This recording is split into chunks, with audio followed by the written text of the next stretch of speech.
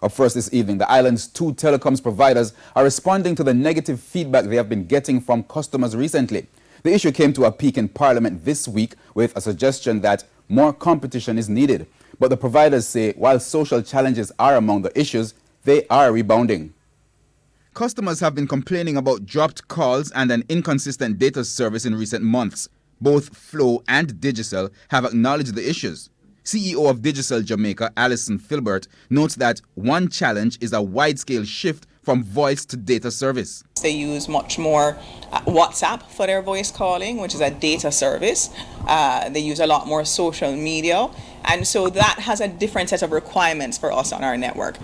You might be well aware that we started our commitment to modernizing our network to LTE, which is the most current data serving capabilities, in 2017.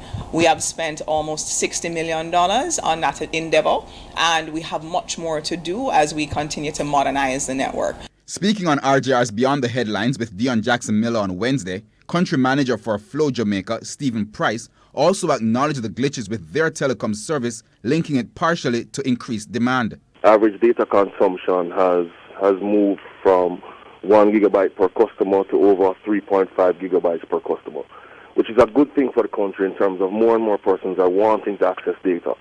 Obviously, from that perspective, there are more and more sessions being requested on a day-to-day basis in terms of data sessions. In Parliament on Tuesday, Telecoms Minister Favour Williams listed inadequate infrastructure to meet a growing demand and a high dependency on a single fibre optic network.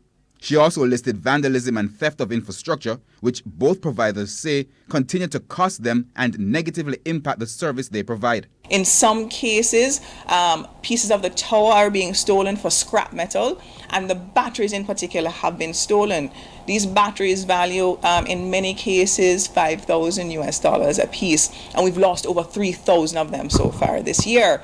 And I commit to working with my colleague ministers to strengthen legislation such as the Larceny Act, the Malicious Injuries to Property Act, and yes, the Scrap Metals Regulation. We're very happy to hear the minister's position on taking a much harder line on vandalism, because it's a significant cost to our business as well as our competitors. As for opposition spokesman Philip Paulswell's suggestion that more competition is needed, I think two providers is enough, is the honest truth. I think that our responsibility is to be better service providers for the customer, and we continue to do that. By December, I'm telling the customers that you can guarantee that we will have, with the ongoing improvements that we're making, the situation will be much better on the network.